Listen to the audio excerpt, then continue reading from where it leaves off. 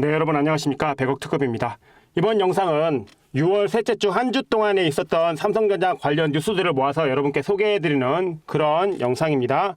자, 일단 첫 뉴스부터 보겠습니다. 삼성전자 일시 D램 생산 효율이 40% 넘었다. 이런 거는 상당히 고무적인 거죠. 왜냐하면 생산 효율이 40%가 넘었다라고 하면 그만큼 더 많은 생산을 할 수 있기 때문에 삼성전자 입장에서는 수요만 받쳐준다라고 하면 매출은 따놓은 당상이다. 뭐 그렇게 볼 수 있을 것 같아요. 여기서 보시면 HBM4 대량 생산을 앞당겼기 때문에 8나노 공정 위탁 생산 기술력 재조명되고 있고 글로벌 반도체 시장에서 경쟁력 강화가 본격화되고 있다라는 제목으로 뉴스가 나왔습니다. 여기서 보시면 삼성전자는 최근 6세대 10나노급 D램 일시에서 생산 효율이 저온 테스트 기준 약 40%, 고온 테스트 기준 50에서 60%까지 올라 차세대 HBM4 대량 생산에 본격적으로 나설 수 있는 계기를 마련했다라는 것이죠. 이렇기 때문에 삼성전자는 지금 HBM4에 사활을 걸었다 라고 해도 과언이 아닐 것 같습니다. 특히 전영현 삼성전자 DS 부문장이 직접 생산 효율과 안정성을 우선시하는 전략으로 전환을 이끌었으며 HBM4 패키지 정렬 공정과 열 분산 균일도 개선 등 공정 최적화 작업도 병행했다. 삼성전자는 내부적으로 일시 D램 생산 효율을 저온 테스트에서 60%, 고온 테스트에서 70에서 80%까지 끌어올려 올해 말 HBM4 대량 생산을 목표 삼고 있다. 이는 고성능 컴퓨터 시장에서 경쟁사인 SK하이닉스와 마이크론에 대응하기 위한 핵심 전략으로 자리 잡아 있다라고 이런 뉴스가 나왔고요. 자, 다음 뉴스 보겠습니다. 자, 삼성 차세대 D램 하반기에 증설한다. 이런 뉴스가 나왔어요. 평택 4공장에 공격적으로 설비 투자를 해서 월 8만 장을 생산한다. 왜 이렇게 씁니까, 여러분? 왜 이렇게 씁니까? 왜 이렇게 할까요? 왜 이렇게 할까요? 좀 전에 뉴스 보았던 거와 결이 비슷하죠. 뭐냐면 지금 삼성전자가 HBM3에서는 이미 하이닉스한테 뒤쳐져 있고 마이크론한테도 뒤쳐져 있는 거는 기정사실이잖아요. 여기에서 이제 HBM4 여기에 사활을 건다라는 것이고 여기에 맞춰서 들어갈 램도 최신형이고 거기다가 고성능도 따라가겠죠. 거기다가 뭐 발열도 잡았을 것이고 이런 게 된다라고 하면 뭐합니까? 이게 여러분 다 요게 다 품질이 올라갔다. 더 구체적으로 말하면 수율도 올라갔다. 이렇게 보시면 좋을 것 같아요. 그러면 이거 삼성전자한테 상당히 긍정적인 뉴스겠죠. 자, 여기서 보시면 삼성전자가 반도체 초격차를 회복하기 위한 연구개발에 이어 생산시설 확대도 추진에 주목된다. 특히 삼성전자 같이 이런 큰 기업들은 생산시설을 확대할 때 여러분 그냥 하는 거 아닙니다. 이미 고객사를 확보한 다음에 움직이기 때문에 머지않아 또 수주 소식이 들려올 것이다. 저는 그렇게 예측합니다. 머지않아 뭐 여러 가지 예상되는 업체들이 있죠. 뭐 구글로부터 해서 테슬라부터 해서 메타부터 해서 이런저런 업체들이 있는데 조만간에 또 한번 수주 획득 뉴스가 나올 것이다. 저는 그렇게 보고 있습니다. 잠깐 보시면 자, 삼성전자 반도체 부분은 평택 4공장에서 하반기부터 내년 2분기까지 10나노급 6세대 D램에 관한 설비 투자를 이어간다. 가장 최근 준공된 평택 4공장에 새로 설치하는 10나노급 6세대 D램 생산 라인은 12인치 웨이퍼 기준 월 8만 장 규모다.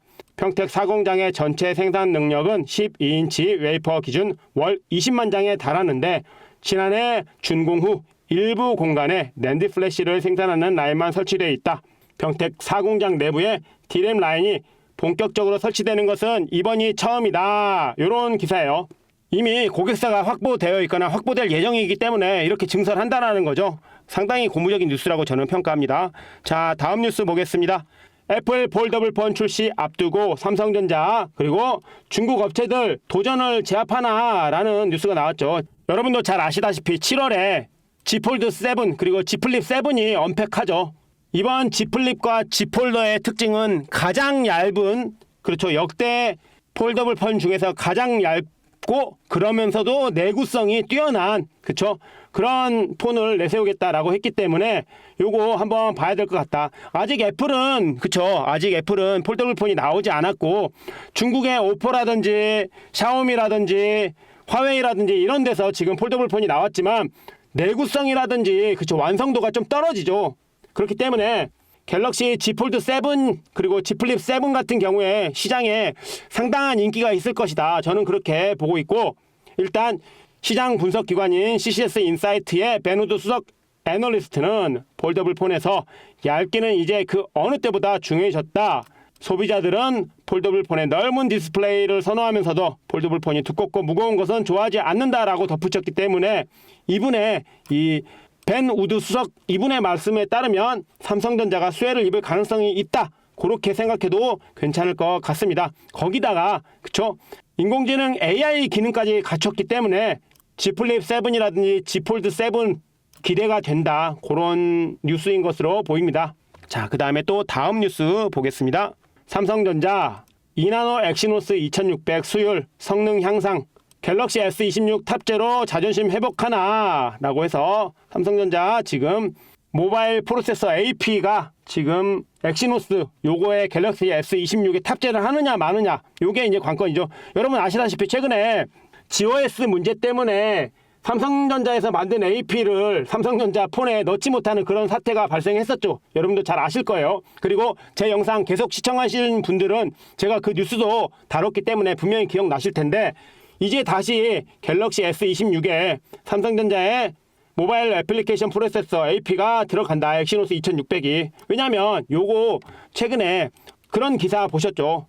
닌텐도 스위치2 전 세계적으로 350만 대 판매 열풍 이런 뉴스 보신 적 있으실 거예요. 거기에 뭐가 들어갔습니까? 삼성전자가 만든 AP가 들어갔었죠. 삼성전자는 이걸 통해서 자신감을 회복했다. 그렇게 판단하고 이제는 갤럭시 S26에 자신들이 만든 AP인 엑시노스 2600을 넣겠다라는 지금 그런 포부를 밝힌 것이라고 생각합니다. 일단 발열이나 성능 제한 이런 게 없다라고 하면 반길 뉴스다. 약간 스크래치난 삼성의 자존심을 다시 세워줄 수 있는 그런 뉴스가 아닌가 싶어요. 유출된 엑시노스 2600의 중앙 처리 장치 멀티코어 성능이 퀄컴의 스냅드래곤 8 엘리트보다 뛰어난 것으로 파악됐다. 당연히 성능이 좋으니까 삼성전자에 AP를 넣는 것이겠죠. AP 개발사들이 CPU 성능 테스트를 위해 사용하는 긱벤치 6에 등록된 점수를 보면 엑시노스 2600은 멀티코어 1200점을 기록했다. 출시 전 공개됐던 스냅드래곤 8 엘리트의 멀티코어 점수인 9271점보다 높은 수치다. 당연하죠. 성능이 좋기 때문에 엑시노스 2600을 갤럭시 S26에 탑재하는 것이겠죠. 엑시노스 2600은 싱글코어 CPU 점수에서는 퀄컴 AP에 비해 상대적으로 부족한 점수를 기록했지만 여러 작업을 동시에 수행하는 인공지능, 고사양 게임, 영상 편집 등 멀티코어 성능이 더 중요하다는 점을 고려하면 상당한 기술적 진전을 이룬 것으로 해석된다라는 뉴스고요. 자, 그 다음에 또 다른 뉴스 한번 보도록 하겠습니다. 삼성전자 홍보대사 된 BTS RM 예술을 일상에서 자연스럽게 라고 해서 삼성전자 모르는 외국인은 분명히 있을 수도 있지만 BTS의 RM을 모르는 사람이 과연 지구상에 얼마나 될까요? 아주 유명하신 분을 앰베서더로 이렇게 모신 것은 상당히 잘한 거다. 삼성전자의 입장에서도 좀 더 고급화 전략에 치중을 하면서도 외연을 확장하기 위해 BTS 리더를 영입했다라는 것은 앞으로 삼성전자가 유럽이나 그렇죠? 다른 나라 시장에서도 좀 더 적극적인 홍보를 하겠다라는 포석으로 느껴집니다. 일단 BTS의 리더를 홍보대사로 위촉했다라는 것은 삼성전자한테 잘했다라고 칭찬을 주고 싶은 뉴스였습니다. 자, 다음 뉴스 하나 보시죠. 한국경제기획 1위 158조 삼성전자다. 2위는 어디냐라고 해서 국내 100대 기업 중에 삼성전자가 경제기여액이 1,600억 원이 다시 하겠습니다. 삼성전자가 경제기여액이 1,600조 원을 넘은 것으로 조사됐다라고 해서 삼성전자 경제기여액이 우리나라에서 가장 크다. 뭐 이런 뉴스입니다. 그래서 협력사 부분, 뭐 임직원 부분, 뭐 이렇게 해서 주주 부분 해가지고 경제 기여도가 삼성전자가 가장 높다라는 것, 이것이 뭐 괜찮은 뉴스겠죠. 그 다음에 2위, 3위는 현대와 기아차가 나란히 차지했고요. 그 다음에 LG전자, 현대모비스, GS칼텍스, SK에너지 등이 이렇게 기여를 했다라는 점 알고 가시면 좋을 것 같고요. 여기서 잠깐 제가 제 채널에 최근에 영상 올려드렸던 종목들 오늘 대박이 났습니다, 여러분. 제 채널 보시면 최근에 제가 영상 이렇게 올려드리면서 그쵸? 채널에다가 올려드린 영상이 있어요. T사이언티픽 어떻게 됐습니까, 여러분? T사이언티픽 오늘 대박 났습니다. 자, 보십시오.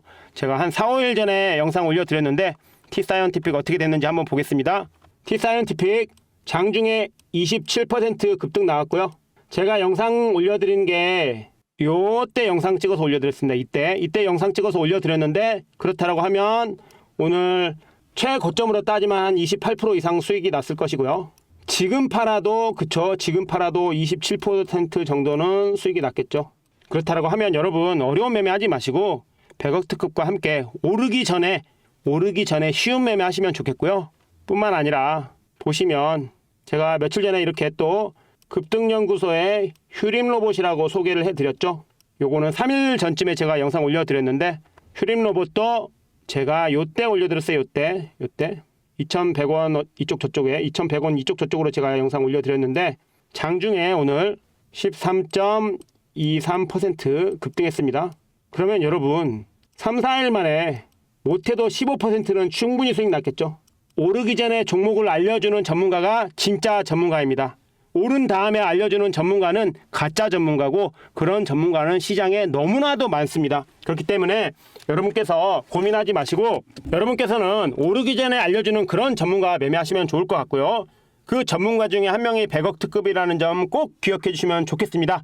신청 방법은 화면 하단에 있는 구글 폼 링크 통해서 신청해 주시면 제가 오르기 전에 분석한 자료들 무료로 보내드립니다. 오르기 전에 분석한 자료들 무료로 보내드립니다. 자, 마저 뉴스 보겠습니다. 6만전자 코앞에서 멈칫한 삼성전자 하반기엔 반등할 것인가 라는 제목으로 뉴스가 나왔는데요. 삼성전자가 최근 AMD와 브로드컴에 5세대 HBM을 공급하기로 했지만 물량은 적은 수준이라며 특히 SK하이닉스와 비교해 HBM 판매량 격차가 한 해가 다르게 벌어지면서 외국인 투자자들이 SK하이닉스의 높은 선호 현상을 보이고 있다라고 평가했다. 그럼에도 불구하고 하반기 D램 가격의 강세가 이어질 가능성이 높고 엔비디아 향 진입 역시 연내 가능할 것이라는 전망 때문에 하반기에는 삼성전자 주가가 더 올라갈 것이다. 그런 예상을 한다라는 것이죠.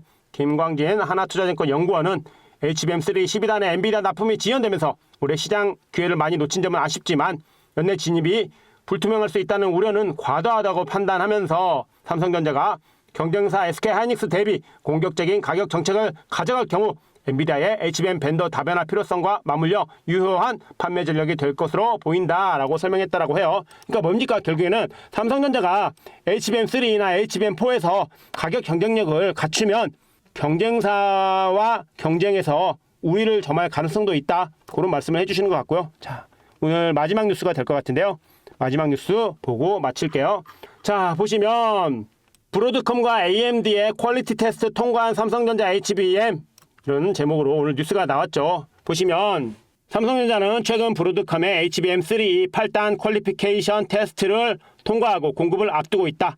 브로드컴은 구글, 메타 등 글로벌 클라우드 기업을 고객으로 둔 세계 3위 팹리스 기업이다. 그래서 AI용 고성능 반도체 설계를 주도하고 있다. 삼성전자는 HBM3 이전 모델까지 브로드컴의 제품을 공급해왔으나 HBM3부터는 SK하이닉스의 공급을 넘기며 고객사를 한때 잃은 바 있다.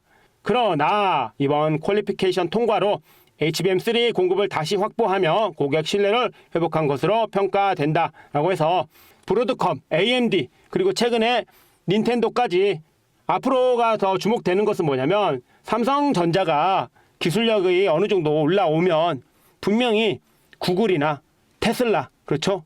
혹은 메타 이런 빅테크 기업 혹은 아마존 등이 삼성전자에 러브콜을 보낼 수도 있다.